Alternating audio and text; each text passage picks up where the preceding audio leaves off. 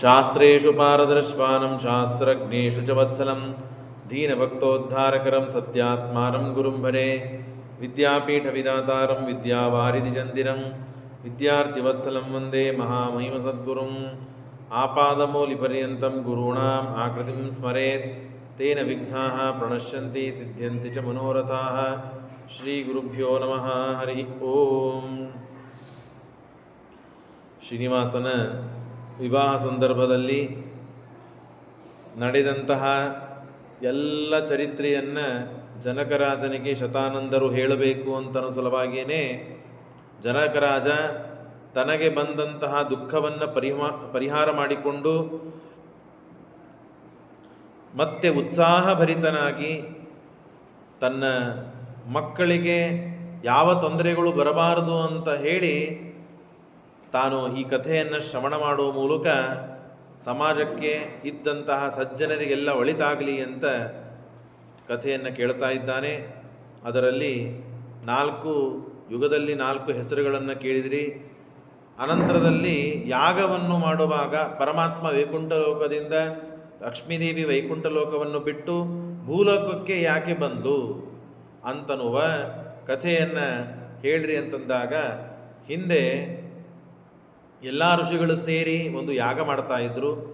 ಯಾಗ ಮಾಡುವಾಗ ನಾರದರು ಬಂದು ಪ್ರಶ್ನೆ ಮಾಡ್ತಾರೆ, ನೀವು ಯಾಗ ಮಾಡ್ತಾ ಇದ್ದೀರಿ, ಯಾಗವನ್ನು ಸಮರ್ಪಣೆ ಮಾಡಿ ಆ ಸಮರ್ಪಣೆ ಮಾಡುವ ಭಗವಂತನ ಯಾರು ಮತ್ತು ಸಮರ್ಪಣೆ ಮಾಡಿದ ಮೇಲೆ ಫಲ ಕೊಡುವ ವ್ಯಕ್ತಿ ಯಾರು? ಎರಡೂ ಬೇಕು ನಮಗೆ. ಸಮರ್ಪಣೆ ಮಾಡುವುದು ಒಂದು ವಿಷಯವಾದರೆ ಸಮರ್ಪಣೆ ಆದ ಮೇಲೆ ಆ ಯಾಗದಿಂದ ಫಲ ಬರಬೇಕಲ್ಲ ನಮಗೆ. ಹಾಗಾಗಿ ಎರಡೂ ನಿಮಗೆ ಎದರಿಂದ ಸಿಗ್ತದೆ, ಯಾರು ಉತ್ತಮ ಅಂತನ್ನೋದನ್ನು ನಿಶ್ಚಯ ಮಾಡಿಕೊಂಡು ಬನ್ನಿ ಅಂತ ಹೇಳಿದಾಗ ಭೃಗು ಋಷಿಗಳು ಹೋಗ್ತಾರೆ ಮೊದಲಿಗೆ ಬ್ರಹ್ಮಲೋಕಕ್ಕೆ. ಗುರುಜು 3ನೇ ಲೈಟ್ ಅರ್ಸ್, 3ನೇ ಬಟನ್ ಅರ್ಸ್, ಇಲ್ಲಿ ಇದಾಗ್ತದೆ 3ನೇ.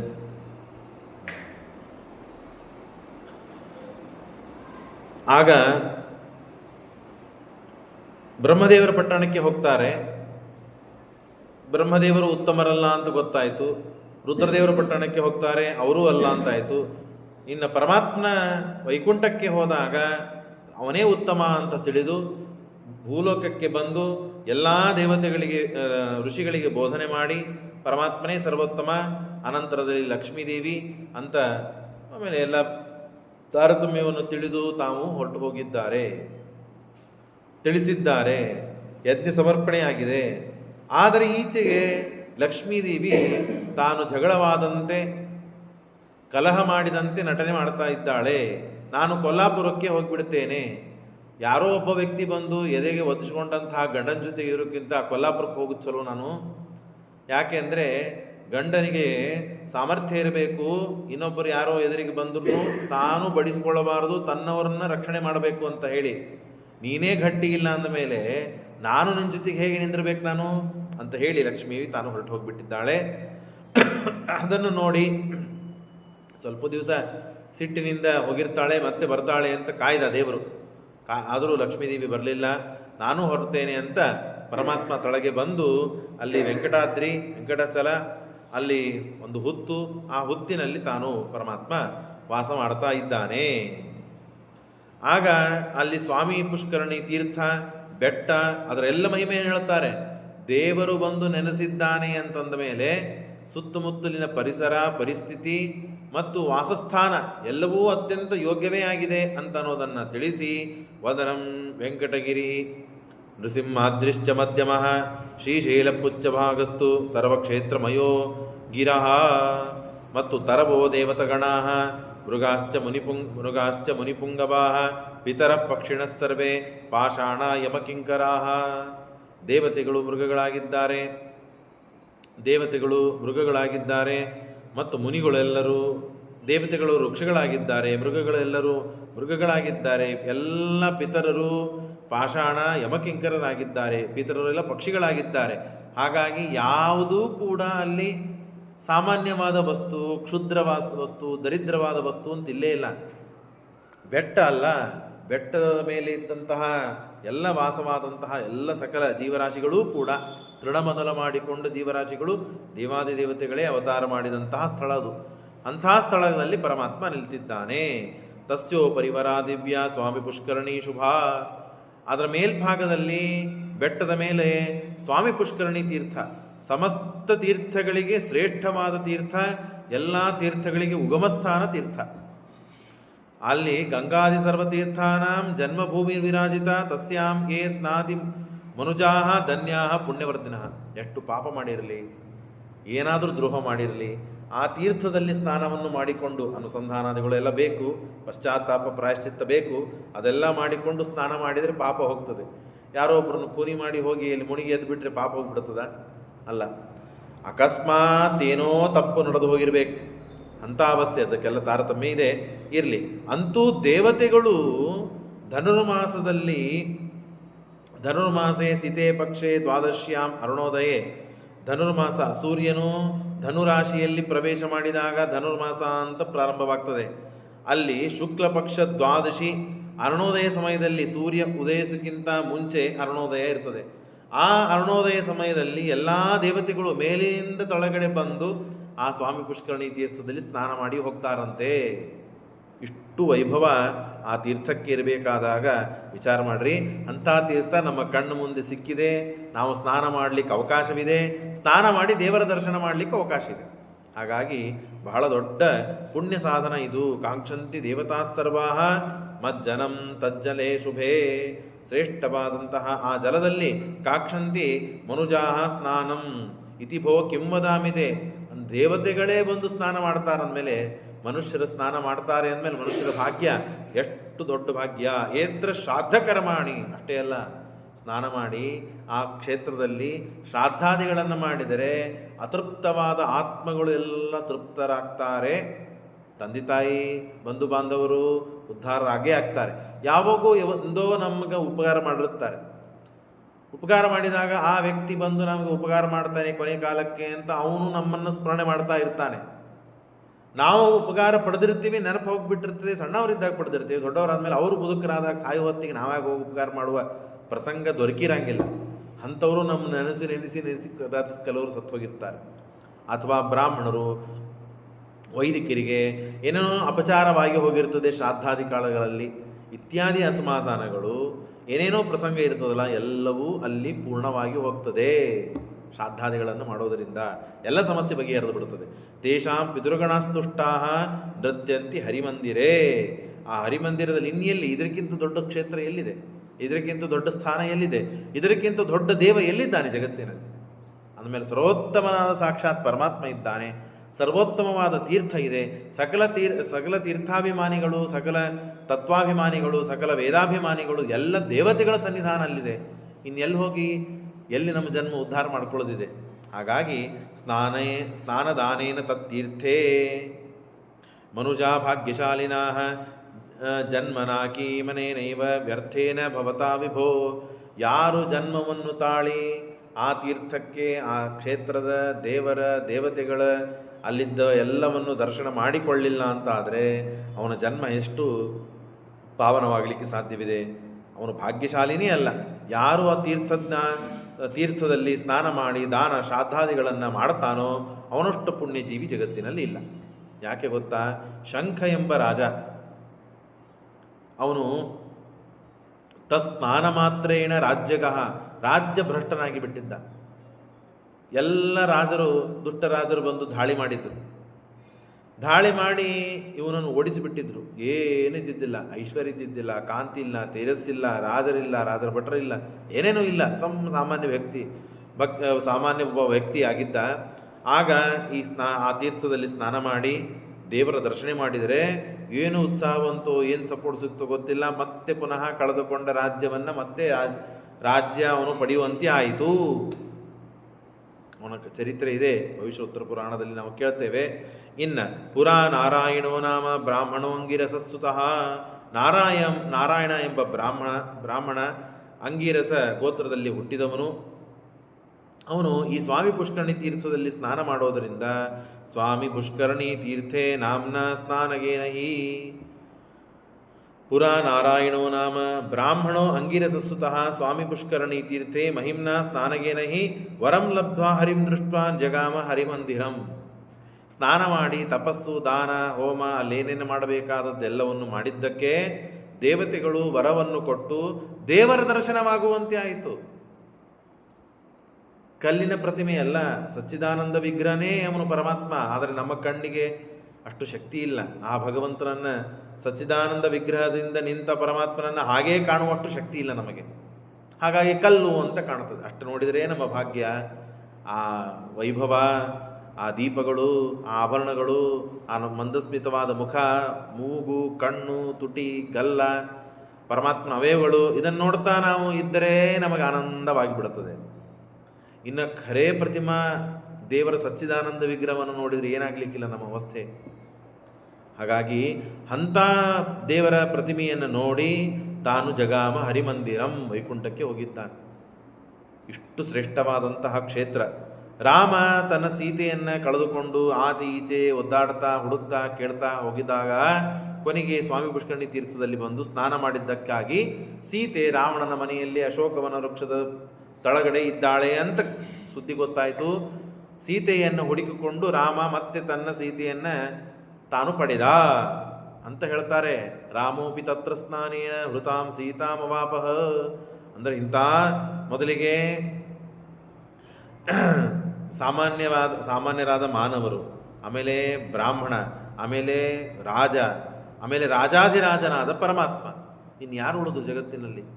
ಎಲ್ಲ ಸ್ವಯಂ ದೇವರೇ ಬಂದು ತನ್ನ ಸೀತೆಯನ್ನು ಕಳೆದುಕೊಂಡವನನ್ನು ಪಡೆದಿದ್ದಾನೆ ಈ ತೀರ್ಥದಲ್ಲಿ ಸ್ನಾನ ಮಾಡೋದರಿಂದ. ಅಂದ ಮೇಲೆ ವಿಚಾರ ಮಾಡ್ರಿ ಎಷ್ಟು ಸನ್ನಿಧಾನ ಇದೆ ಈ ತೀರ್ಥದಲ್ಲಿ. ಏವಂ ತೀರ್ಥವರ ತತ್ರ ಸ್ವಾಮಿ ಪುಷ್ಕರಣಿ ಶುಭಾ. ಹಾಗಾಗಿ ಅತ್ಯಂತ ಶ್ರೇಷ್ಠವಾದ ಸ್ವಾಮಿ ಪುಷ್ಕರಣಿ ಅಂತ ಅದಕ್ಕೆ ಕರೀತಾರೆ. ತಸ್ಯಾಹ ಪಶ್ಚಿಮ ದಿಗ್ಭಾಗೆ, ಅದರ ಪಶ್ಚಿಮದ ಭಾಗದಲ್ಲಿ ವರಾಹದೇವರು ನಿಂತಿದ್ದಾರೆ. ವರಾಹ ವದನೋ ಹರಿಹಿ ಧರಾಮಾಲಿಂಗ ವಲ್ಮಿಕೆ ಆಸ್ತೆ ಪಿಪಿಲ ರಾಜಿತೆ ತ್ರಿಕೋಟಿ ತೀರ್ಥಜಾತಾನಾಂ ಜನ್ಮಸ್ಥಾನಂ ಸಭೂಧರ. ನಮ್ಮ ಭಾರತ ದೇಶದಲ್ಲಿ, ಭಾರತ ದೇಶ ಎಷ್ಟು ಪವಿತ್ರ ಪಾವನವಾದ ದೇಶ ಅಂತಂದರೆ ಎಲ್ಲ ದೇವತೆಗಳ, ದೇವರ, ತೀರ್ಥಗಳ, ಬ್ರಾಹ್ಮಣರ ಮತ್ತು ಎಲ್ಲ ವಿಧವಾದಂತಹ ದಾನ ಹೋಮ ತಪಸ್ಸು ಮುಂತಾದ ಎಲ್ಲವೂ ಕೂಡ ಈ ಭೂಖಂಡದಲ್ಲಿ ನಡೀತದೆ. 33 ಕೋಟಿ ತೀರ್ಥಗಳು ಇದೆ ಅಂತೆ. ನಮಗೆ ನೋಡಲಿಕ್ಕೆ ಸಿಗುವುದಿಲ್ಲ, ಕೇಳಲಿಕ್ಕೆ ಮಾತ್ರ ಸಿಗ್ತದೆ. ಆ ಎಲ್ಲ ತೀರ್ಥಗಳಿಗೆ ಜನ್ಮಸ್ಥಾನವಾಗಿತ್ತು ಈ ಸ್ವಾಮಿ ಪುಷ್ಕರಣಿ ತೀರ್ಥ. ಈ ಸ್ವಾಮಿ ಪುಷ್ಕರಣಿ ತೀರ್ಥ ಇಲ್ಲದೇನೆ ಆ ತೀರ್ಥಗಳು ಇರಲು ಸಾಧ್ಯವಿರ್ತಿದ್ದಿಲ್ಲ. ಅಷ್ಟು ಶ್ರೇಷ್ಠವಾದ ತೀರ್ಥಗಳು ನಮ್ಮ ಭರತ ಭೂಮಿಯಲ್ಲಿತ್ತು. ತ್ರಿಕೋಟಿ ತೀರ್ಥಜಾತಾನಾಂ ಜನ್ಮಸ್ಥಾನಂ ಸಸಭೂಧರ. ಏನೇನು ಮುಂದೆ ಆಗ್ತದೋ ಗೊತ್ತಿಲ್ಲ. ಇದ್ದ ವೃತ್ತಿಗಳು, ಇದ್ದ ವರ್ಣಗಳು, ಇದ್ದ ತಪಸ್ಸು, ಇದ್ದ ಸಂಸ್ಕಾರ ಎಲ್ಲವೂ ಹಾಳಾಗ್ತಾ ಹೋಗ್ತಾ ಇದೆ. ನಮ್ಮ ಮನೆಯಲ್ಲೇನೆ ನಮ್ಮ ಮನತನ ಸಂಸ್ಕಾರಗಳು ಉಳಿತಾ ಇಲ್ಲ, ನಮ್ಮ ಗೋತ್ರದ ಸಂಸ್ಕಾರ ಉಳಿತಾ ಇಲ್ಲ, ನಮ್ಮ ಧರ್ಮದ ಸಂಸ್ಕಾರ ಉಳಿತಾ ಇಲ್ಲ. ಎಲ್ಲ ಸಂಸ್ಕಾರಗಳು ನಮ್ಮ ಮಕ್ಕಳೇ, ನಮ್ಮ ಸೊಸೆಯಂದರು, ನಮ್ಮ ಅಣ್ಣ ತಮ್ಮಂದರು ಅಥವಾ ನಮ್ಮ ತಂದೆ ತಾಯಿಗಳು ಎಲ್ಲರೂ ಸೇರಿಕೊಂಡು ನಾವೇ ಹಾಳು ಮಾಡ್ತಾ ಇದ್ದೇವೆ. ಯಾಕೆ ಅಂತಂದರೆ ಎಷ್ಟೆಷ್ಟು ಸಂಸ್ಕಾರಗಳು, ಎಷ್ಟೆಷ್ಟು ಧರ್ಮಗಳು, ಎಷ್ಟೆಷ್ಟು ತಪಸ್ಸು ನಶಿಸ್ತಾ ಹೋಗ್ತದೆ, ಕಮ್ಮಿ ಆಗ್ತಾ ಬರ್ತದೆ, ಅಷ್ಟಷ್ಟು ತೀರ್ಥಗಳು ಹಾಳಾಗಿ ಹೋಗ್ತವೆ. ಕಣ್ಣಿಗೆ ಕಾಣೋದಿಲ್ಲ. ಯಾಕೆ ಕಾಣಬೇಕು? ಪುಣ್ಯವಂತರಿಗೆ ಸ್ನಾನಕ್ಕೆ ಅವಕಾಶ ಅಲ್ಲಿ. ದೇವರ ಸನ್ನಿಧಾನ ಕಮ್ಮಿ ಆಗ್ತದೆ, ಬ್ರಾಹ್ಮಣರ ಸನ್ನಿಧಾನ ಕಮ್ಮಿ ಆಗ್ತದೆ. ಶುದ್ಧ ಹಣ, ರೊಕ್ಕ, ಹಣ್ಣುಗಳು. ಏನ್ರಿ ಆವಾಗಿನ ಕಾಲದವ್ರು ಬರೀ ಹಣ್ಣು ಮೇಲೆ ಬದುಕ್ತಿದ್ರು. ಆಗಿನ ಕಾಲ ಮಂದಿ 80-100 ವರ್ಷ ಬದುಕ್ತಾರೆ. ಈಗಿನ ಕಾಲ ಮಂದಿ 60 ಆದ್ರೆ ಮುಗೀತು ನೋಡ್ರಿ. ಹಣ್ಣಿನಲ್ಲಿಯೂ ಕೂಡ, ಆಹಾರದಲ್ಲಿಯೂ ಶುದ್ಧತಾ ಕಮ್ಮಿ ಆಗ್ತದೆ, ಶಕ್ತಿ ಕಮ್ಮಿ ಆಗ್ತದೆ. ಯಾಕೆ? ತಪಸ್ಸು ಇಲ್ಲ. ಈ ಎಲ್ಲ ಕಥೆಗಳಿಂದ ನಾವು ಅದನ್ನು ಅರ್ಥ ಮಾಡ್ಕೊಳ್ಬೋದು. ತಪಸ್ಸು, ದಾನ, ಆಚಾರ, ವಿಚಾರ, ಮರ್ಯಾದೆ, ಸಂಸ್ಕಾರ ಇವೆಲ್ಲವೂ ಕಮ್ಮಿ ಆಗ್ತಾ ಇದೆ ಅಂದಮೇಲೆ ಹಳೆ ಮಂದಿ ನೀವೆಲ್ಲ ಇದ್ದೀರಲ್ಲ, ತಪಸ್ಸು, ದೇವರು, ಗುರುಗಳು, ಶಾಸ್ತ್ರ, ಧರ್ಮ, ಕರ್ಮ, ದೊಡ್ಡವರು, ಸಣ್ಣವರು, ನಮಸ್ಕಾರ, ಚಮತ್ಕಾರ ಇವೆಲ್ಲ ಮಾಡಿಸ್ತಾರೆ. ಈಗಿನ ಹುಡುಗರು ಏನೂ ಇಲ್ಲ ಅಂದಮೇಲೆ ಈಗಿನವರಿಗೆ ಅದೇನೂ ಸಿಗ್ತಾ ಇಲ್ಲ. ಆಹಾರದಿಂದ ಮೊದಲು ಮಾಡಿಕೊಂಡು ನಮ್ಮ ದೇಹದಲ್ಲಿ ಇದ್ದ ಶಕ್ತಿ ದೌರ್ಬಲ್ಯಗಳು 60 ವರ್ಷ 70 ವರ್ಷದ ಮುದುಕರು ಎಷ್ಟು ಗಟ್ಟಿ ಇದ್ದಾರೋ ಅಷ್ಟು 20 ವರ್ಷದ ಹುಡುಗರು ಗಟ್ಟಿ ಇಲ್ಲೀಗ. ಯಾಕೆ? ಇವೆಲ್ಲ ಲೋಪವಾದದ್ದರಿಂದ. ಮುಖ್ಯವಾಗಿ ಧರ್ಮ ಸಂಸ್ಕಾರ ತಪಸ್ಸು ಇವು ಕಮ್ಮಿ ಆಗ್ತಾ ಹೊಂಟಿದೆ. ಆದ್ದರಿಂದ ಎಲ್ಲ ವಿಧಿವಿಧಾನಗಳು, ಇವೆಲ್ಲ ತೀರ್ಥಗಳು, ದೇವರ ಸಾನ್ನಿಧ್ಯ, ದೇವರಲ್ಲಿ ವಿಶ್ವಾಸ ಎಲ್ಲವೂ ಕಮ್ಮಿ ಆಗ್ತಾ ಹೋಗ್ತದೆ. ವೈಕುಂಠ ಅಧಿಕಂ ಮತ್ವ ವಿಚಾರ ಇತಸ್ತತಃ ಏನಂ ಗಿರಿವರಂ ಪ್ರಾಪ್ಯ.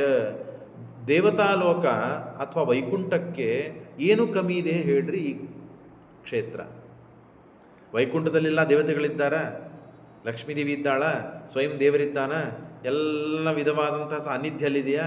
ದೇವರೇ ಇದ್ದ ಮೇಲೆ ಎಲ್ಲ ಸಾನ್ನಿಧ್ಯ ಈ ವೆಂಕಟಾಚಲದಲ್ಲಿ ಇಲ್ಲ ಅಂತ ಹೇಳ್ಬೇಕಾ? ಇಷ್ಟು ಮಹತ್ವಪೂರ್ಣವಾದ ಕ್ಷೇತ್ರ. ನಾವು ಹೋಗಿ ದರ್ಶನ ಮಾಡಬೇಕಾದಾಗ ಇಂಥ ಪುಣ್ಯಸ್ಥಾನದಲ್ಲಿ ನಾವು ಇದ್ದು ದೇವರ ದರ್ಶನ ಮಾಡಿಕೊಂಡಿದ್ದೇವೆ ಅಂತಂದರೆ ವೈಕುಂಠಕ್ಕೆ ಹೋಗಿ ದೇವರ ದರ್ಶನ ಮಾಡಿಕೊಂಡು ಬಂದ ಪುಣ್ಯ ಬರುತ್ತೆ. ನಾನು ಹೇಳೋ ಮಾತಲ್ಲ, ಅವರು ಹೇಳ್ತಾರೆ ನೋಡ್ರಿ. ವೈಕುಂಠ ಅಧಿಕಮ್ಮತ್ವ, ವೈಕುಂಠಕ್ಕಿಂತಲೂ ಅಧಿಕ ಇದು. ವೈಕುಂಠ ಸಮಾನ ಅಲ್ಲ. ದೇವರ ಸಾನ್ನಿಧ್ಯದಿಂದ, ದೇವರ ಸನ್ನಿಧಾನದಿಂದ ಆ ಶಕ್ತಿ ಬಂದ್ಬಿಡ್ತು. ಒಂದು ಕಾರ್ಯಕ್ರಮ ಮಾಡ್ತಿರ್ತಾರೆ, ಯಜಮಾನನಿಗೆ ಆರಾಮಿಲ್ಲ, ಜ್ವರ ಬಂತು, ಏನೋ ಸುಸ್ತು ಹೊಡೆದ ಅಂದರೆ ಕಾರ್ಯಕ್ರಮನೇ ನಶಿಸಿ ಹೋಗ್ಬಿಡ್ತು. ಏನಾದರೂ ಯಜಮಾನ ಹುರುಪಾಗಿರ್ಬೇಕು ಅಂದಾಗ ಕಾರ್ಯಕ್ರಮ ಯಶಸ್ಸು ಕಾಣ್ತದೆ. ಇಷ್ಟಿದ್ದಾಗ ಇಲ್ಲಿ ಎಲ್ಲ ಒಳ್ಳೇದಿದೆ, ದೇವತೆಗಳಿದ್ದಾರೆ, ತೀರ್ಥ ಇದೆ, ಎಲ್ಲ ಒಳ್ಳೇದಿದೆ. ಆದರೆ ದೇವರೇ ಇದ್ದಿದ್ದಿಲ್ಲ ಅಂದರೆ ಆ ತೀರ್ಥಕ್ಕೆ, ಆ ಕ್ಷೇತ್ರಕ್ಕೆ ಅಷ್ಟು ಮಹಿಮಾ ಬರ್ತಿದ್ದಿಲ್ಲ. ನ ಪ್ರಾಪ್ಯ ಕಿಂಚಿದಾಸ್ಥಾನಂ ಗೂಹನಾರ್ಥಂ ರಮಾಪತಿ ಇತ್ತಂ ವಿಚಾರ್ಯಮಾಣೇಶು ಸ್ವಾಮಿ ಪುಷ್ಕರಣೀ ತಟೆ ದಕ್ಷಿಣೆ ವಿಮಲಂ ದಿವ್ಯಂ ವಲ್ಮೀಕಂ ದೃಷ್ಟವಾನ್ ಮದ. ಆಗ ಅಲ್ಲಿ ತಿಂತ್ರಣಿ ವೃಕ್ಷ, ಅದರ ಅದರ ತೊಳಗಿನ ಭಾಗದಲ್ಲಿ ಒಂದು ಹುತ್ತು, ಆ ಹುತ್ತಿನಲ್ಲಿ ಪರಮಾತ್ಮ ವಾಸವಾಗಿದ್ದಾನೆ. ಇವನೇ ವಾಸುದೇವ, ಇದೇ ಶೇಷದೇವರು, ಇದೇ ದೇವಕಿ ಅಂತ ಪೂರ್ಣವಾಗಿ ಅನುಸಂಧಾನಕ್ಕೆ ತೆಗೆದುಕೊಂಡು ಬಂದು ಹುತ್ತು ದೇವಕಿ, ಬೆಟ್ಟ ಶೇಷ, ವಸುದೇವನೇ ತಿಂತ್ರಣಿ ವೃಕ್ಷ ಅಂತ ಹೇಳಿ ಮತ್ತೇವಂ ಪರಮಂ ಸ್ಥಾನಂ, ನಾನು ವಾಸ ಮಾಡಲು ಯೋಗ್ಯವಾದ ಸ್ಥಾನ ಇದೆ ಅಂತ ನೋಡಿ ಪರಮಾತ್ಮ ಅಲ್ಲಿ 10,000 ವರ್ಷಗಳ ಕಾಲ ಕಳೆದಿದ್ದ. 1 ವರ್ಷ ಅಲ್ಲ, 100 ವರ್ಷ ಅಲ್ಲ, 10,000 ವರ್ಷ. ಏವಂ ದೇವೇ ಸ್ಥಿತೇ ತತ್ರ. ಏನು ಮಾಡಿದ್ನೋ ಏನು ಅದನ್ನು ಪುರಾಣದಲ್ಲಿ ಉಲ್ಲೇಖ ಮಾಡಲಿಲ್ಲ.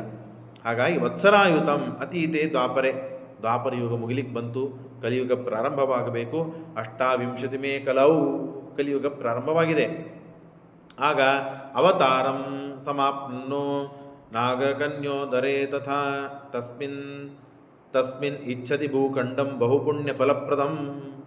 ಆಗ ದೇವರು ವಿಚಾರ ಮಾಡಿದ, ಎಷ್ಟು ದಿವಸ ಅಂತ ಹಿಂಗೆ ನಾನು ಒಬ್ಬನೇ ಇರಬೇಕು ಅಂತ ಹೇಳಿ ಬಹುಕ್ಷೀರ ಪ್ರದಾಗಾವಾಹ ಬ್ರಹ್ಮದೇವರಿಗೆ ಆಜ್ಞಾ ಮಾಡಿದ, ಲಕ್ಷ್ಮೀದೇವಿಗೆ ಆಜ್ಞಾ ಮಾಡಿದ, ನಮ್ಮ ಅವತಾರ ಕೆಲಸ ನಡಿಬೇಕು, ಅದಕ್ಕಾಗಿ ನೀವು ನಾಟಕ ಮಾಡ್ಲಿಕ್ಕೆ ಪ್ರಾರಂಭ ಮಾಡ್ರಿ ಅಂತಂದಾಗ ಬಹುಕ್ಷೀರ ಪ್ರದಾಗಾವಾಹ, ಆ ಊರಿನಲ್ಲಿ ಎಲ್ಲಿ ಹೋದರೂ ಆಕಳು ಸಮೃದ್ಧವಾದ ಹಾಲನ್ನು ಕೊಡ್ತಾ ಇತ್ತು. ಎಲ್ಲಿ ಹೋದರೂ ದೊಡ್ಡವರು ಸಣ್ಣವರು ಗುರುಗಳು ಹಿರಿಯರು ಅಂತನ್ನುವ ಸಂಸ್ಕಾರ ನಮಸ್ಕಾರ ಭರವಸೆ ಅಥವಾ ಆದರ ಗೌರವಗಳು ಎಲ್ಲ ನಡೀತಾ ಇದ್ವು.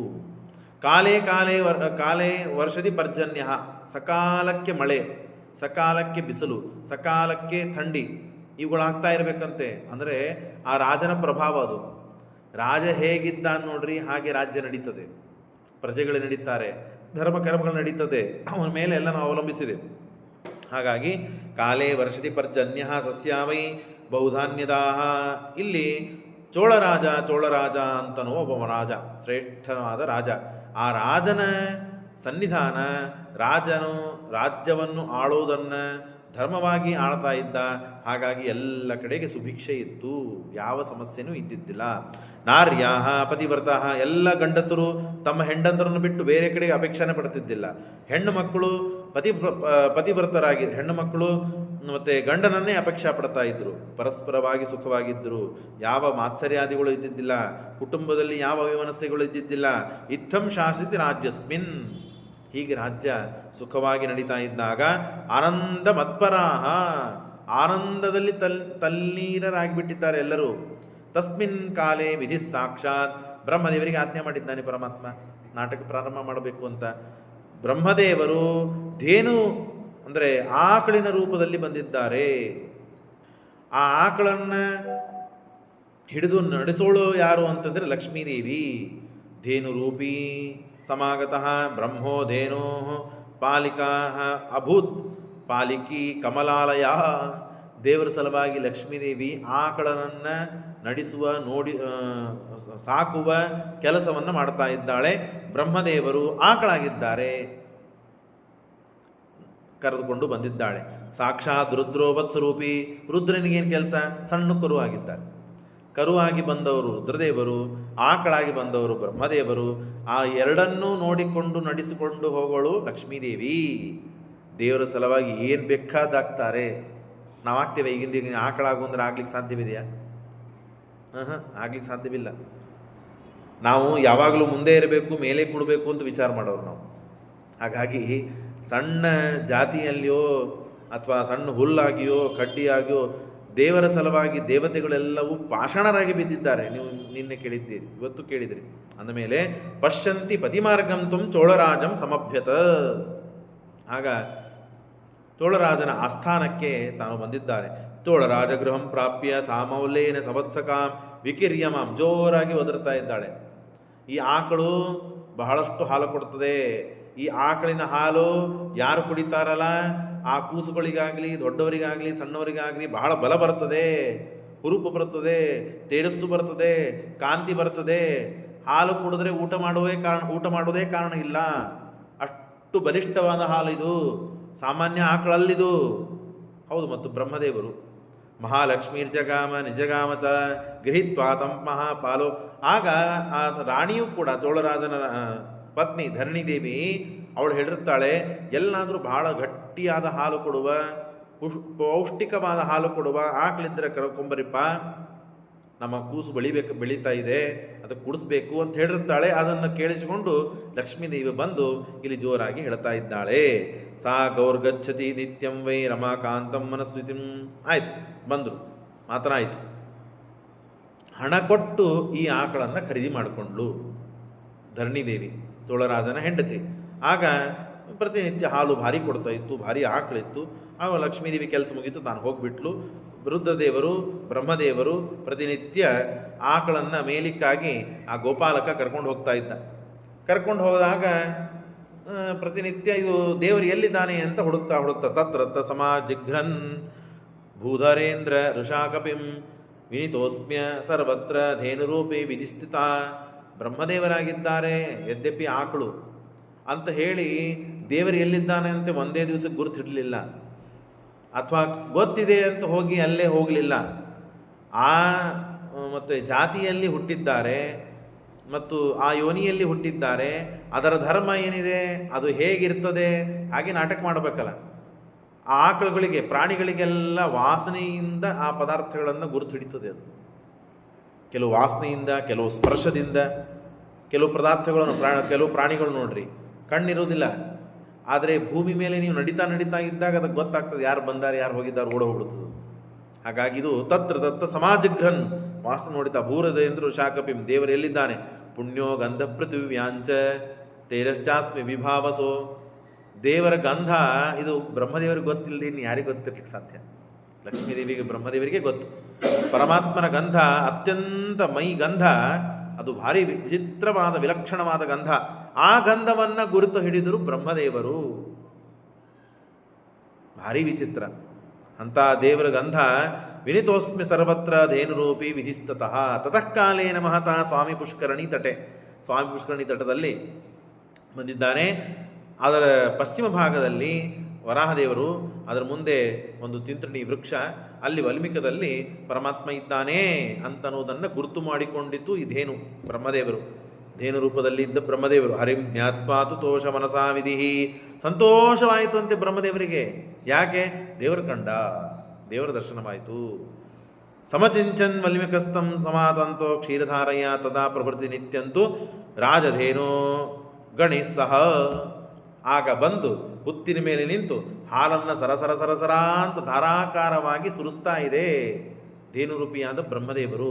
ಪರಮಾತ್ಮ ಒಳಗಿದ್ದಾನೆ, ತಲೆ ಮೇಲೂ ಹಾಲು ಬೆಳೀತಾ ಇದೆ. ಸಹಸ್ರ ಶೀರ್ಷ ಪುರುಷ ಸಹಸ್ರಾಕ್ಷ ಸಹಸ್ರಪಾತ್ ಸಭೂಮಿಂ ವಿಶ್ವತೋ ವೃತ್ವಾತ್ಯದಿಟ್ಟದಶಾಂಗುಲಂ ಅಂತ ಪುರುಷ ಸೂಕ್ತದಿಂದ ಬ್ರಹ್ಮದೇವರು, ವೇದಾಭಿಮಾನಿಯಾದಂತಹ ಬ್ರಹ್ಮದೇವರು, ವೇದದಿಂದ ಪ್ರತಿಪಾದ್ಯನಾದ ದೇವರಿಗೆ ಕ್ಷೀರಾಶೇಚನಂ ಕ್ಷೀರಾಭಿಷೇಕ ಮಾಡ್ತಾ ಇದ್ದಾನೆ. ಹೀಗೆ 1 ದಿವಸ ಆಯ್ತು, 2 ದಿವಸ ಆಯ್ತು. ಪ್ರತಿನಿತ್ಯ ಆಕಳುಗಳು ಗುಂಪಿನಲ್ಲಿ ಸೇರಿ ಅದು ಎಲ್ಲ ಬಂದು ಮೇಲಿಕ್ಕೆ ಹೋಗುದು, ಹಾದಿ ಇದನ್ನು ದಾಟಿ ಬಂದು ದೇವರ ಮೇಲೆ ಹಾಲು ಸುರಿಸಿ ಹೋಗುದು. ಹೀಗೆ ದಿವಸ ಮಾಡ್ತಾ ಇತ್ತು. ಜಗನ್ನಾಥಸ್ಯ ಪ್ರೀತ್ಯರ್ಥಂ, ದೇವರ ಸಂತೋಷಕ್ಕಾಗಿ, ಮತ್ತೇನೂ ಇಲ್ಲ. ವಿಷ್ಣು ಪ್ರೇರಣೆ ವಿಷ್ಣು ಪ್ರೀತ್ಯರ್ಥಂ. ಹೊರಗೆ ಒಂದು ಲೈಟ್, ಅಲ್ಲಿ ಹೊರಗೆ ಲೈಟ್. ವಿಷ್ಣು ಪ್ರೇರಣೆಯ ವಿಷ್ಣು ಪ್ರೀತ್ಯರ್ಥಂ. ಧೇನುರೂಪಿ ಪಿತಾಮಹ ಆಗ ಕರೋತಿ ಸಂತತಂ ಗೇಹೇ ನೈವ ಕ್ಷೀರಂ ದದಾತಿ ಸಾ. ಆದರೆ ಏನು ಮಾಡಬೇಕು, ಎಲ್ಲ ಬ್ರಹ್ಮದೇವರಿದ್ದರು. ನೋಡ್ರಿ ದೇವ್ರ ನಾಟಕ ಹೇಗೆ ಮಾಡಿದ್ದಾನೆಂದರೆ, ಬ್ರಹ್ಮದೇವರು ಹಾಲು ಕೊಟ್ಟಿದ್ದಾರೆ ಎಲ್ಲಿ ದೇವರಿಗೆ, ಮನೆಗೆ ಬಂದು ಹಾಲು ಕೊಟ್ಬಿಟ್ಟಿದ್ರೆ ಏನು ಟೆನ್ಷನೇ ಇರ್ತಿದ್ದಿಲ್ಲ, ಸಮಸ್ಯೆನೇ ಇರ್ತಿದ್ದಿಲ್ಲ. ಹಾಗೆ ಮಾಡಲಿಲ್ಲ ಬ್ರಹ್ಮದೇವರು. ಅಲ್ಲೆಲ್ಲ ಹಾಲು ಸುರಿಸಿ ಇಲ್ಲಿ ಮನೆಗೆ ಬಂದು ಹಾಲೇ ಕೊಡಲಿಲ್ಲ. ಅಂದರೆ ಗೊತ್ತಾಗಬೇಕು ರಾಜಮಾತೆಗೆ, ರಾಜ ಹೆಂಡತಿಗೆ ಗೊತ್ತಾಗಬೇಕು. ಕರೋತಿ ಸತಂಗೆ ನೈವ ಕ್ಷೀರಂ ದದಾತಿ ಸಹ, ಹಾಲು ಕೊಡಲೇ ಇಲ್ಲ ಅದು. ಏವಂ ಕಾಲೇ ಗದೆ ತಸ್ಮಿನ್ ಚೋಳರಾಜ ಸತೀ ಸ್ವಯಂ. ಆಗ ಹೆಂಡತಿಗೆ ಗೊತ್ತಾಯಿತು. ಧೇನುಪಾಲಂ ಸಮಾಹೂಯ ಕರೆದು ಧೇನುಪಾಲಕ, ಬಾಯಿಲಿ ಏನು ಮಾಡ್ತಾ ಇದ್ದೆ, ಇದು ಭಾರಿ ಬಲಿಷ್ಠವಾದ ಹಾಲು, ಬಲಿಷ್ಠವಾದ ಆಕಳು ಅಂತ ನಾನು ಇದನ್ನು ಹಣದಿಂದ ಖರೀದಿ ಮಾಡಿ ತೊಗೊಂಡಿನಿ. ಅದು ಸುದ್ದಿ ನಿಂಗೆ ತಿಳಿದು ಆಕಳಿನ ಹಾಲನ್ನು ಕರೆದು ನೀ ಕುಡಿತೀಯೋ, ನಿನ್ನ ಮಕ್ಕಳಿಗೆ ಕುಡಿಸ್ತಿದ್ಯೋ, ಮಾರಾಟ ಮಾಡ್ಲಿಕ್ಕಿದೆಯೋ, ಏನು ನಡೆಸಿ ನೀನು ಅಂತ ಸಟನೇ ಇಲ್ಲಿ ಬಿದ್ದೆಲ್ಲ ವಿಷಯಗಳನ್ನು ಹಾಕಿಬಿಟ್ಲು ಅವನ ಮೇಲೆ. ಗವಾಂ ಪಾಲಯ ದುರ್ಬುದ್ಧೆ ಪಯೋಸಸ್ಯ ಕಿಂ ಕರೋಶಿರೇ ಕಿಂ ತ್ವಂ ಭುಂಕ್ತೆ ಅಥವಾ ಮತ್ಸೋ ಭುಂಕ್ತೆ ವದದೋ ಧೃತಃ ಇತಿ ರಾಜ್ಞವಚ ಶ್ರುತ್ವ ಗೋಪಾಲೋ ಭಯ ವಿಫಲ. ಅಂಜಿ ಗಾಬರಿಯಾಗಿ ನಡಗಲಿಕ್ಕೆ ಶುರು ಮಾಡಿದವನು. ಏನಮ್ಮ, ನನಗೇನೂ ಗೊತ್ತಿಲ್ಲ, ನನ್ನ ಕೆಲಸ ಏನು, ಕರೆದುಕೊಂಡು ಹೋಗುವುದು, ಮೇಯಿಸುವುದು, ತಂದು ಕಟ್ಟುವುದು, ಹಾಲು ಕರೆಯುವುದು, ಕೊಡುವುದು, ಇಷ್ಟೇ ನನ್ನ ಕೆಲಸ. ನಾನೇನು ಹಾಲು ಕುಡಿದಿಲ್ಲ, ನನ್ನವರಿಗೂ ಕೊಟ್ಟಿಲ್ಲ, ಯಾರಿಗೂ ಮಾರ್ಕೊಂಡೂ ಇಲ್ಲ, ರೊಕ್ಕನೂ ತೊಗೊಂಡಿಲ್ಲ. ನನಗೇನು ಗೊತ್ತಿಲ್ಲಮ್ಮ. ನಾಹಂ ಜಾನೇ ತತ್ಕರ್ಮ ನಮಯಾ ಪಿಯತೆ ಪಯಃ. ನಾನೇನು ಕುಡ್ದಿಲ್ಲಮ್ಮ. ಸ್ವಯಂ ಪಿಬತಿ ವಾದೇನೋ, ಎಲ್ಲ ಮತ್ತು ಕರುಣೆ ಕುಡಿದಿರ್ಬೇಕು, ನನಗೇನು ಗೊತ್ತದ ಅಂತಂದಾಗ ಸತ್ಯಂ ವಚನಮೇತದ್ಧಿ ವಿಚಾರ ಕುರುಭಾಮಿನಿ. ನಾನು ಸತ್ಯ ಮಾತನಾಡ್ತಾ ಇದ್ದೇನೆ, ಸುಳ್ಳಲ್ಲ, ವಿಚಾರ ಮಾಡಮ್ಮ ನೀನು ಅಂತಂದಾಗ, ಕಳ್ಳತನ ಮಾಡಿ ಮೇಲೆ ಕಳ್ಳ ಎಂದಾದರೂ ನಾ ಕಳ್ಳತನ ಮಾಡೀನಿ ಅಂತ ಒಪ್ಕೋತಾನೇನಪ್ಪ ಅಂತ ಹೇಳಿ ಸಿಟ್ಟಿಗೆ ಬಂದು ರಾಜರ ಭಟ್ರಿಗೆ ಕರೆದು ಹಕನಕ ಹೊಡೆಸಿದ್ದಾಳೆ. ಅವನಿಗೆ ಹೊಡೆಸಿದ್ಲು. ಭಯ ವಿಫಲ, ಭಾಳ ತ್ರಾಸಾಯಿತು ಅವನಿಗೆ. ಏನೂ ತಪ್ಪು ಮಾಡದೇನೆ ನಾನು ಏಟು ತಿಂದೆ, ಈ ಆಕಳು ಸಲವಾಗಿ. ಭಾಳ ತಲೆಗೆ ಏರ್ತು, ಅವನಿಗೆ ನೆತ್ತಿ ಏರ್ತು. ತದಪ್ಪರ ಇದ್ದೀನಿ ಪ್ರಾಪ್ತೆ ತಾಡಿತು ರಾಜಪಲ್ಲಭ. ಆವಾಗ ಈ ಆಕಳ ಸಲುವಾಗಿ ನಾನು ಹೊಡೆಸ್ಕೊಂಡಿಲ್ಲ. ಆಕಳಿಗೆ ಒಂದು ಘಂಟೆಯನ್ನು ಕಟ್ಟಿದ, ಹಗ್ಗವನ್ನು ಕಟ್ಟಿದ. ಇದು ಎಲ್ಲಿ ಹೋಗ್ತದೆ ಅಂತನ್ನೋದನ್ನು ಬೆನ್ನತ್ತಿ ಹೋಗಬೇಕು ಅಂತ ಹಗ್ಗ ಕಟ್ಟಿ ಜೋದು ಬಿಟ್ಟ. ಹಗ್ಗ ಬೆನ್ನತ್ತಿ ಆಕಳ ಹಿಂದೆ ಹೋಗಿಬಿಟ್ರೆ ಅದೆಲ್ಲೋ ಏನೋ ಮಾಡಿಬಿಡ್ತದೆ, ಅಥವಾ ಏನು ಮಾಡ್ತದೆ ಅಂತ ನನಗೆ ಗೊತ್ತಾಗೋದಿಲ್ಲ. ಹಗ್ಗ ಕಟ್ಟಿ ದೂರದಿಂದ ಹಗ್ಗ ಮುಂದೆ ಸರದಂತೆ ತಾನು ಅದರ ಬೆನ್ನತ್ತಿ ಹೋಗಿದ್ದಾನೆ.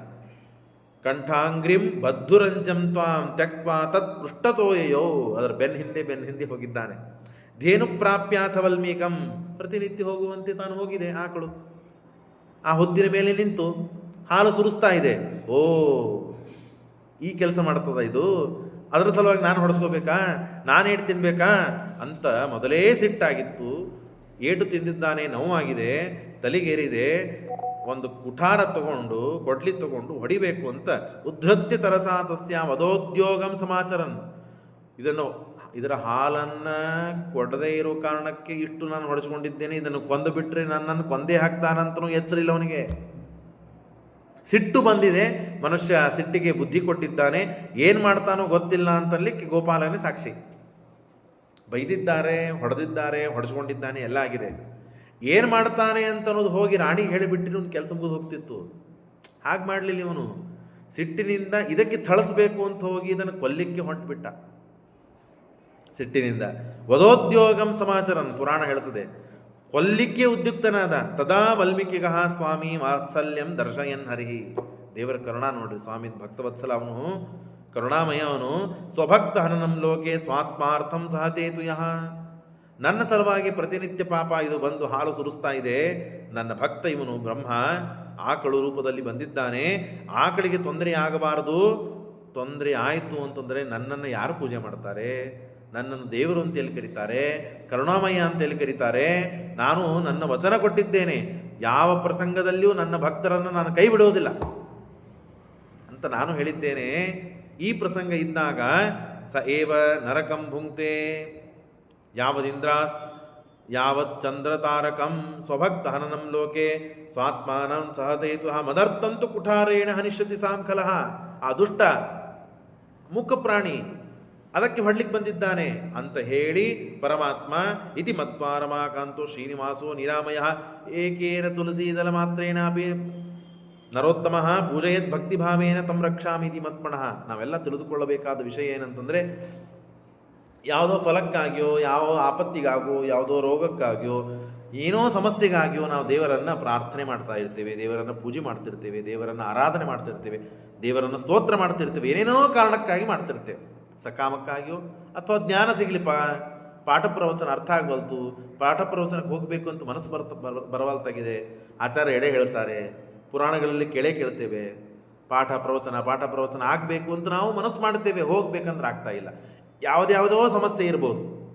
ಎಲ್ಲ ಸಮಸ್ಯೆಗಳಿಗಾಗಿ ದೇವರನ್ನು ಪ್ರಾರ್ಥನೆ ಮಾಡ್ತಾ ಇದ್ದೇವೆ, ದೇವರನ್ನು ಸ್ತೋತ್ರ ಮಾಡ್ತಾ ಇದ್ದೇವೆ, ದೇವರು ಫಲ ಕೊಡ್ತಾ ಇಲ್ಲ. ಏನೇ ಸಕಾಮ ನಿಷ್ಕಾಮ ಯಾವುದಾದ್ರೂ ಫಲ ಇದೆ, ದೇವರು ಫಲ ಕೊಡ್ತಾ ಇಲ್ಲ ಅಂದ ಮಾತ್ರಕ್ಕೆ ದೇವರು ನಮ್ಮನ್ನು ಕೈ ಬಿಟ್ಟಿದ್ದಾನೆ ಅಂತ ಅರ್ಥವಲ್ಲ. ಆ ಫಲಕ್ಕಾಗಿ ದೇವರು ನಮ್ಮಿಂದ ಸಾಧನೆ ಮಾಡಿಸ್ತಾ ಇದ್ದಾನೆ ಅಂತ ಅರ್ಥ, ಅಥವಾ ಉತ್ತಮ ಫಲವನ್ನು ಕೊಡುವನಿದ್ದಾನೆ ಅಂತ ಅರ್ಥ. ನಾವೇನು ಮಾಡಿಬಿಡ್ತೇವೆ, 10 ದಿವಸ 15 ದಿವಸ, 1 ವಾರನೋ 1 ತಿಂಗಳು ಮಾಡಿ ಇದರಿಂದ ಏನು ಆಗ್ತಾ ಇಲ್ಲ ಏನು ಬಿಡಬ, ಏನು ಬಗೆ ಹೆರಿವಲ್ತಿದ್ದು, ಸುಮ್ಮನೆ ಅವ್ರು ಅಂದರು ಅದಕ್ಕೆ ನಾ ಮಾಡಿದೆ ಏನೂ ಫಲ ಸಿಗಲಿಲ್ಲ, ಅರ್ಧಕ್ಕೆ ನಿಂದಿಸ್ಬಿಡ್ತೀವಿ. ದೇವರಿಗೆ ಇದು ಪರೀಕ್ಷೆ ಮಾಡೋದಿರ್ತದೆ. ನೀನು ನಿಷ್ಠೆಯಿಂದ ನಾನು ಫಲ ಕೊಡುವವರೆಗೂ ಕಷ್ಟಗಳನ್ನು, ನೀನು ಇಷ್ಟಾರ್ಥಗಳು ಸಿಗಬೇಕು ಅಂತ ಕಷ್ಟಗಳನ್ನು ಸಹನೆ ಮಾಡಿಕೊಂಡು ನೀನು ಸಾಧನೆ ಮಾಡಿದೆಯಾ? ಮಾಡಿಲ್ಲ. ಸಾಧನೆ ಮಾಡು. ನಾನು ಕೊಡಲಿಕ್ಕೆ ನಿಂತದ್ದು, ನಾನು ಕೊಡ್ತೇನೆ. ಯಾಕೆ? ಇಲ್ಲಿ ಬ್ರಹ್ಮದೇವರಿದ್ದಾರೆ ಅಂತ ಒಂದು ಮಾತು ಮುಂದಿಂದು. ಆದರೆ ಕುಠಾರದ ಏಟನ್ನು ಯಾರು ಹೊಡೆಸ್ಕೊತಾರ್ರಿ? ಹೆಂಡತಿ ಬರ್ತಾಳ ನಮ್ಮ ಸಲ ಹೊಡೆಸ್ಕೊಳ್ಳಿಕ್ಕೆ, ಮಕ್ಕಳು ಬರ್ತಾರ, ಅಪ್ಪನಿಗೆ ಏಟು ಬೀಳ್ತದಂತೆ, ಯಾರು ಬರೋದಿಲ್ಲ, ಓಡ್ ಹೋಗ್ತಾರೆ. ಏಟು ಬಿದ್ದ ಮೇಲೆ ಭಾಳ ಅಂದರೆ ಯಾರು ಭಾಳ ಭಕ್ತಿ ಇದ್ದರೆ ಸ್ವಲ್ಪ ಅದಕ್ಕೆ ಉಪಚಾರ ಮಾಡ್ತಾರೆ, ಇಷ್ಟೇ. ದೇವರು ಬಂದು ನಮ್ಮನ್ನು ರಕ್ಷಣೆ ಮಾಡ್ತಾನೆ ಅಂತಂದ್ರೆ ಈಗಿಂತ ಹೆಚ್ಚಿಂದ ಏನಿದೆ? ನಮಗೆ ಸಹನ ಬೇಕು, ತಾಳ್ಮೆ ಬೇಕು, ತಪಸ್ಸು ಪೂರ್ಣ ಮಾಡುವ ಛಲ ಬೇಕು. ಅಂದಾಗ ದೇವರು ಬೇಕಾದ ಮಾಡಲಿಕ್ಕೂ ತಯಾರಿದ್ದ ನಮ್ಮ ಸಲುವಾಗಿ. ನೀನು ನನ್ನ ಸಲುವಾಗಿ ಪ್ರಾಣ ಕೊಡ್ಲಿಕ್ಕೆ ತಯಾರಿದ್ದೀಯಲ್ಲ, ನಾನು ನಿನ್ನ ಯಾವ ಕಾಲಕ್ಕಾದರೂ ರಕ್ಷಣೆ ಮಾಡ್ಲಿಕ್ಕೆ ತಯಾರಿದ್ದೆ. ನೀ ಯಾಕೆ ಕಾಳಜಿ ಮಾಡ್ತಿ? ವಿಶ್ವಾಸವನ್ನು ಮಾಡು. ಅನೇಕ ಚರಿತ್ರೆಗಳಿವೆ, ಅನೇಕ ಕಥೆಗಳಿವೆ, ಅನೇಕ ಮಹನೀಯರು ದೃಷ್ಟಾಂತರಾಗಿದ್ದಾರೆ ನಮ್ಮ ಕಣ್ಣು ಮುಂದಿದೆ. ಆದರೆ ನಮಗೆ ಆಯಾ ಸಂದರ್ಭದಲ್ಲಿ, ಆಯಾ ಕಾಲಕ್ಕೆ, ಆಯಾ ಪರಿಸ್ಥಿತಿ ಅನುಕೂಲ ಇರೋದಿಲ್ಲ ಅಂತ ದೇವರ ಮೇಲೆ ವಿಶ್ವಾಸ ಕಮ್ಮಿ ಮಾಡ್ತೇವೆ. ಸರ್ವಥಾ ಮಾಡ್ತಕ್ಕದ್ದಲ್ಲ. ದೇವರ ಮಾತು ಹೇಳ್ತಾ ಇದ್ದಾನೆ, ಏನೂ ಸಿಗಲಿಲ್ಲಪ್ಪ ನಿನಗೆ, ಜೋರು ಮಳೆ ಬರ್ಲಿಕ್ಕತ್ತು, ಯಾ ಆಚಾರಗಳು ಸಿಗಲಿಲ್ಲ, ಪೂಜೆ ಮಾಡಬೇಕಾಗಿದೆ, ಒಂದು ತುಳಸಿ ದಳ ಇರಿಸು ನನ್ನ ಮೇಲೆ, ಭಕ್ತಿಯಿಂದ ಈ ಪೂಜೆ ಮಾಡಬೇಕಾಗಿತ್ತು, ಪೂಜೆ ಮಾಡಲಿಕ್ಕಾಗಲಿಲ್ಲ, ಏನೂ ಸಿಗದೇ ಇದ್ದಾಗ ಈ ಮಾತು, ಈ ತುಳಸಿ ಏರಿಸಿನಿ, ಆ ಪೂಜಾ ಮಾಡಿ ನಾನು ತಿಳ್ಕೋ, ದೇವರು ನನಗೆ ಅವರ ಕೊಡು. ದೇವರು ಮಾಡ್ತಾನೆ. ನಾನು ನೀನು ಪಂಚಾಮೃತ ಅಭಿಷೇಕ ಮಾಡೇ ಇಲ್ಲ, ಹಾಗಾಗಿ ನಿನಗೆ ಇದು ಫಲ ಕೊಡಂಗಿಲ್ಲ. ದೇವ್ರು ಯಾಕನ್ಬೇಕು ನಮಗೆ? ದೇವರು ಅನ್ನೋದಿಲ್ಲ. ಎಲ್ಲ ಇದ್ದಾಗ ನೀ ಪಂಚಾಮೃತ ಅಭಿಷೇಕ ಮಾಡಲಿಲ್ಲ ಅಂದ್ರೆ ದೇವರು ಸಿಟ್ಟಿಗೆ ಬರ್ತಾನೆ. ಏನೂ ಇದ್ದಿದ್ದಿಲ್ಲ. ಮೃತ್ಪಿಂಡದಾನೇನ ಪಿತಾಮಹದ್ಯ, ಏನೂ ಇದ್ದಿದ್ದಿಲ್ಲ ಮಾಧವ ಬ್ರಾಹ್ಮಣನಿಗೆ, ಮಣ್ಣಿನ ಪಿಂಡವನ್ನು ಕೊಟ್ಟಿದ್ದಾನೆ. ಪಿತೃಗಳು ಉದ್ಧಾರ ಆಗಿದೆ, ತಾನು ಉದ್ಧಾರಗೊಂಡ. ಅಂದಮೇಲೆ ದೇವರಿಗೆ ನಿಮ್ಮನ್ನು ಬಾಚಿಕೊಳ್ಳುವುದು, ದೋಚಿಕೊಳ್ಳುವ ಅಪೇಕ್ಷೆ ಇಲ್ಲ. ಮನುಷ್ಯರು ಹಾಗೆ ತಿಳಿದಿದ್ದಾರೆ, ಈ ಸೇವೆ ಮಾಡಿಸ್ಬೇಕು, ಆ ಸೇವೆ ಮಾಡಿಸ್ಬೇಕು ಅಂತ ಹೇಳಿ ನಮ್ಮನ್ನು ದೋಚಿಸ್ಕೊಳ್ತಾರೆ, ಬಾಚಿಕೊಳ್ತಾರೆ ಅಂತ ಹೇಳಿ ತಿರುಪತಿಗೆ ಹೋಗೋದೇ ಬಿಟ್ಬಿಡ್ತಾರೆ ಎಷ್ಟೋ ಜನ. ಆಗಲ್ಲ, ಇಲ್ಲ, ನಿನಗೆ ಆದರೆ ಮಾಡೋ, ಆಗಲಿಲ್ಲ ಅಂದ್ರೆ ಬಿಡು, ತುಳಸಿ ಏರಿಸು, ನಾನು ಪ್ರಸನ್ನನಾಗಿ ಅನುಗ್ರಹ ಮಾಡ್ತೇನೆ, ಇದ್ದಾಗ ಬಿಡಬೇಡ. ಇಷ್ಟು ಇಯಂತು ಭಕ್ತ್ಯಾ ಮಾಂ ನಿತ್ಯಂ ಸಿಂಚಂತಿ ಕ್ಷೀರಧಾರಯ ಇತ್ತಂ ವಿಚಾರ ಗೋವಿಂದ ತತ್ಪ್ರಹಾರನ್ ನಿಗೃಹ್ಯ ಚ. ಅದಕ್ಕೆ ಆಗುವ ಏಟನ್ನು ತಾನು ತಿಂದಿದ್ದಾನೆ. ಸ್ವಯಂ ದಧಾರ ತದ್ಘಾತಂ ಮೌಲ್ಯ ಖೇತ್ ಸ್ವೇಚ್ಛ ಜಗತ್ಪತಿ. ದೇವರು ನಾಟಕ ಅವನಷ್ಟು ಚಂದ ನಾಟಕ ಯಾರಿಗೂ ಮಾಡ್ಲಿಕ್ಕೆ ಬರುವುದಿಲ್ಲ, ಅವನಷ್ಟು ಚಂದ ಅನುಗ್ರಹ ಮಾಡಲಿಕ್ಕೂ ಯಾರಿಗೂ ಬರುವುದಿಲ್ಲ, ಅವನಷ್ಟು ಚಂದ ಕರ್ಣನೂ ಯಾರಿಗೆ ಮಾಡ್ಲಿಕ್ಕೆ ಬರುವುದಿಲ್ಲ. ಹಾಗಾಗಿ ಅವನು ಸ್ವತಂತ್ರ ಭಗವಂತ. ತಾನು ಕ್ಷೀರ ತಲೆ ಒಡೆದಿದ್ದಕ್ಕಾಗಿ ಕುಠಾರದಿಂದ ಸಪ್ತತಾಲ ಪ್ರಮಾಣೇನ ರಕ್ತಸ್ಫೂರ್ತಿ 7 ತೆಂಗಿನ ಗಿಡ ಹಚ್ಚಿದರೆ ಎಷ್ಟು ಉದ್ದ ಇರಬೇಕು, ಎಷ್ಟು ಎತ್ತರ ಕಾಣಬೇಕು, ಅಷ್ಟು ಉದ್ದ ಅಷ್ಟು ಎತ್ತರ ರಕ್ತನ ಚಿಮಿಸಿದ್ದಾನಂತ. ಈ ಎಲ್ಲ ಪ್ರಸಂಗ ನೋಡಿ ಏವಂ ಕೋಲಾಹಲಂ ದೃಷ್ಟ ಆ ಗೋಪಾಲ ಬಂದು ಈ ಆಕಳಿಗೆ ಏನೋ ಥಳಿಸ್ಬೇಕು, ಬುದ್ಧಿ ಕಲಿಸ್ಬೇಕು ಅಂತ ಏನೋ ವಿಚಾರ ಮಾಡಿ ಬಂದ ಪಾಪ ದೇವರಿಗೆ ಹೊಡೆದು ಬಿಟ್ಟ.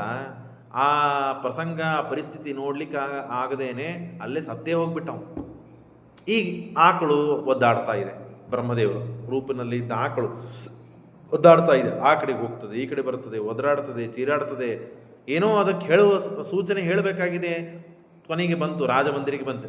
ಕುಂಟಿನಂ ಪರಿಕ್ರಮ್ಯೇತ ರಾಜಾಗ್ರೇ ರಾಜಮಂದಿರೇ ತಾಮ್ ದೃಷ್ಟ ವಿಫಲಾಂ ಯಾತಃ.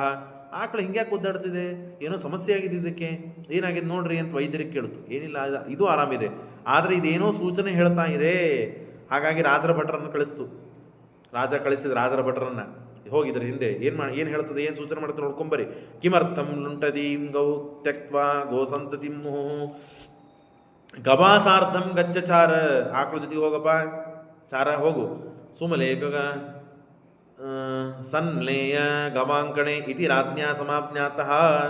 ಹೋದ, ನೋಡಿದ, ರಕ್ತವೃಷ್ಟಿಂ ಘೋರಧಾರಾಂ, ರಕ್ತದ ನದಿ ಹರಿತಾ ಇದೆ ಅಂತ. ದೇವರು ನಾಟಕ ಮಾಡಲಿಕ್ಕೆ ರಕ್ತದ ನದಿಯನ್ನು ಹರಿಸಿದ್ದಾನೆ. ಇಡೀ ಹುತ್ತು ತುಂಬು ರಕ್ತ. ಮನುಷ್ಯರಿಗೆ ದೇಹದಲ್ಲಿ ಎಷ್ಟು ಇರ್ತದಪ್ಪ, 5 ಬಾಟ್ಲು 4 ಬಾಟ್ಲು 3 ಬಾಟ್ಲು ಎಷ್ಟು ರಕ್ತ ಇರ್ತದೆ. ದೇವರು ಇಡೀ ಹುತ್ತು ತುಂಬಿಸ್ಬಿಟ್ಟಿದ್ದಾನೆ, ರಕ್ತವನ್ನು ತುಂಬಿಸಿ.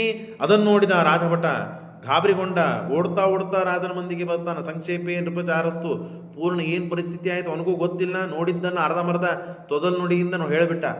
ರಾಜ ಗಾಬರಿಯಾದ. ರಾಜ ಗಾಬರಿಯಾಗಿ ತಾನಿಲ್ಲಿ ಬಂದಿದ್ದಾನೆ. ಗೋಪಾಲ ಅಲ್ಲೇ ಸತ್ತು ಬಿದ್ದಿದ್ದಾನೆ. ಗೋಪಾಲಕ ಕೃತಂ ಸಂರಕ್ತಂ, ಎಲ್ಲ ರಕ್ತದಿಂದ ಪೂರ್ಣ ತುಂಬಿ ಹೋಗಿದೆ ಹುತ್ತು. ಯಾರಿಗೆ ಏನು ಸಮಸ್ಯೆ ಆಗಿದೆಪ್ಪ ಇಲ್ಲಿ, ನಾ ಈ ಊರಿನ ರಾಜ, ಏನಾಗಿದೆ ಹೇಳ್ರಿ, ನನಗೇನು ಸಹಾಯ ಆಗ್ತದೋ ಅಂತ ಮಾಡ್ತೇನೆ ಅಂತೂ ಬಂದು ಹೇಳ್ತಾ ಇದ್ದಾನೆ. ದೇವರು ಹುತ್ತಿನೊಳಗೆ ಕೂತಿದ್ದ.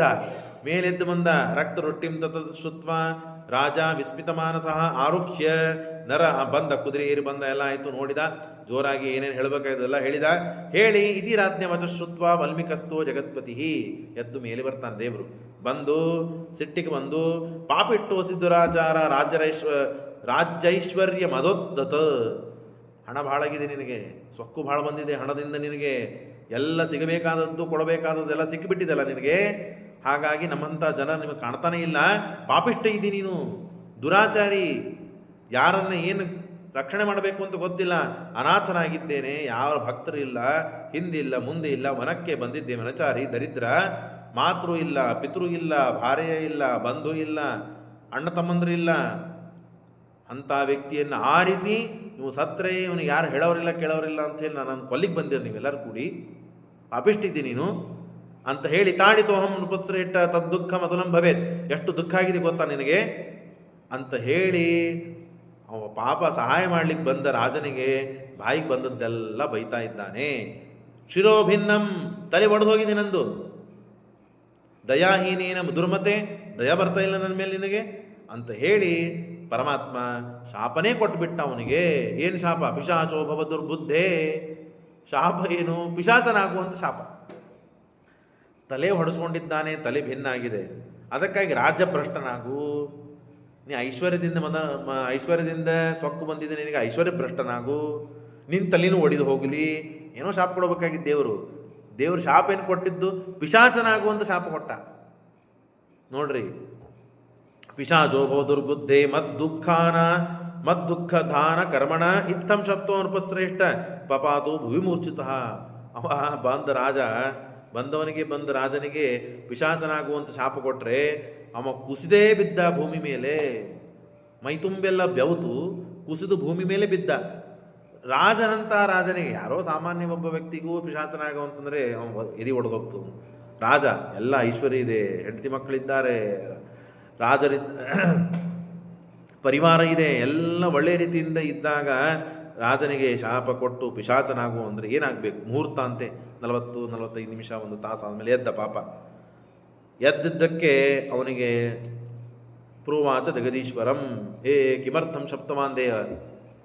ಅವ ರಾಜ ಪ್ರಶ್ನೆ ಕೇಳ್ತಾನೆ ದೇವರಿಗೆ, ಸ್ವಾಮಿ ಇಲ್ಲಿ ಏನಾಗಿದೆ ಅಂತ ನನಗೆ ಗೊತ್ತಿಲ್ಲ, ಏನು ಪ್ರಸಂಗ ಪರಿಸ್ಥಿತಿ ನೀನು ಯಾರು ಗೊತ್ತಿಲ್ಲ.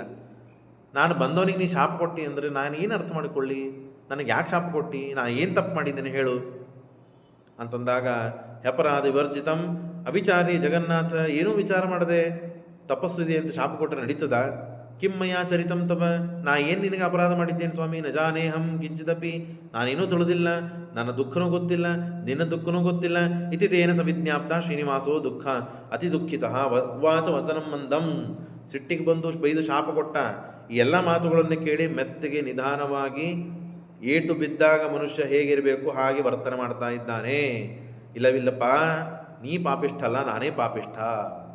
ದೇವರು ಹೇಳ್ಕೊತಿದ್ದಾನೆ, ನಾನೇ ಪಾಪಿಷ್ಠ, ನಾನೇ ದುರಾಚಾರಿ. ನನಗೆ ಯಾವುದು ಒಳ್ಳೆಯದು, ಯಾವುದು ಕೆಟ್ಟದ್ದು, ಯಾವುದು ಧರ್ಮ, ಯಾವುದು ಅಧರ್ಮ ಅಂತ ವಿಚಾರ ಮಾಡುವ ಶಕ್ತಿ ಕಳ್ಕೊಂಡು ಬಿಟ್ಟಿದ್ದು ನಾನು. ಯಾಕೆ? ನನ್ನ ತಲೆಗೆ ಏಟು ಬಿದ್ದಿದೆ. ಬಹಳ ದುಃಖದಲ್ಲಿ ಇದ್ದಾಗ, ಬಹಳ ನೋವಲ್ಲಿ ಇದ್ದಾಗ ಮನುಷ್ಯ ಏನು ಮಾಡಬೇಕು ಅಂತ ಗೊತ್ತಾಗಿಲ್ಲ. ಒಮ್ಮೆ 100 ಮಂದಿ ಬಂದರು, ಊಟಕ್ಕೆ ಹಾಕಬೇಕು, ಮನುಷ್ಯ ಅಂತ ಹಾಕಬೇಕು. 150 ಮಂದಿ, 200 ಮಂದಿ, 1000 ಮಂದಿ ಬಂದ್ರಪ್ಪ, ಏನು ಮಾಡ್ಬೇಕು ಮನುಷ್ಯ? ಒಮ್ಮೆ ಗದ್ದಲಾಗ್ಬಿಡ್ತದೆ ಅವನಿಗೆ. ಒಮ್ಮೆ ಯಾರೋ ಬಂದು ಮೈ ಮೇಲೆ ನಿಂತು 1 ಲಕ್ಷ ರೂಪಾಯಿ ಕೊಡಂದ್ರು ಏನು ಮಾಡ್ಬೇಕು? ಗದ್ದಲಾಗ್ಬಿಡ್ತದೆ.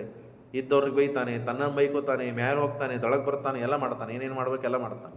ಹಾಗೆ ನನ್ನ ಅವಸ್ಥೆ ಆಗಿದೆ.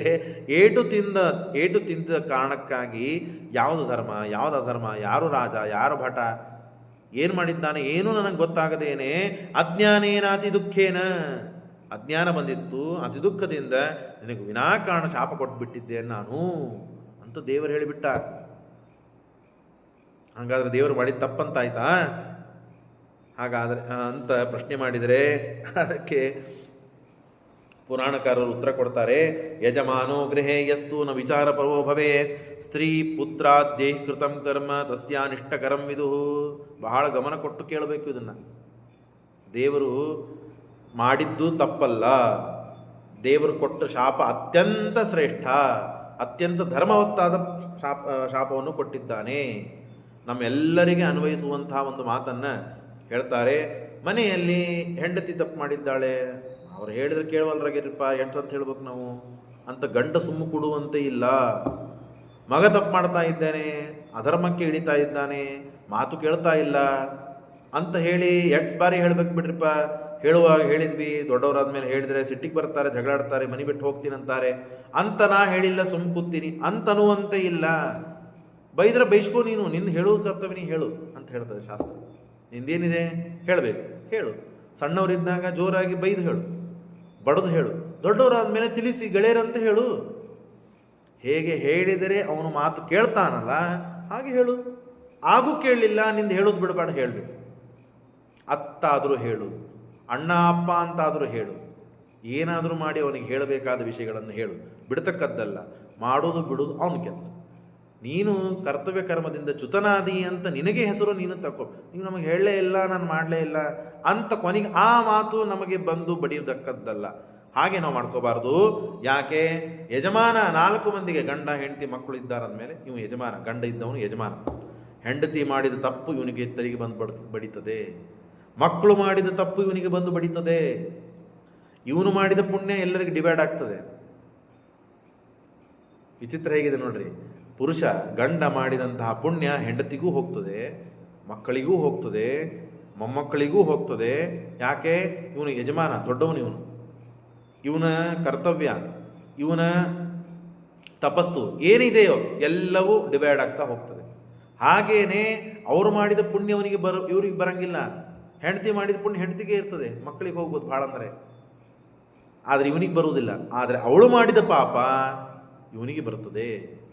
ಹಾಗಾಗಿ ತಾನು ಆ ಪಾಪವನ್ನು ತನ್ನ ಭಾರ, ಅಂದರೆ ಪಾಪಗ್ರಾಹಿ ಇವನಾಗಬಾರದು ಅಂದರೆ ತಾನು ಹೇಳಬೇಕಂತೆ ಆ ಮಾತನ್ನು. ಹಾಗಾಗಿ ಈ ರಾಜ್ಯಕ್ಕೆ ರಾಜ ನೀನು. ಇಲ್ಲಿ ಧರ್ಮ ಅಧರ್ಮ ಪುಣ್ಯ ಪಾಪ ಯಾವುದೇ ಏನೇ ಕೆಲಸ ಆಗಲಿ ಅದಕ್ಕೆಲ್ಲದಕ್ಕೂ ಹೊಣೆಗಾರ ನೀನೇ.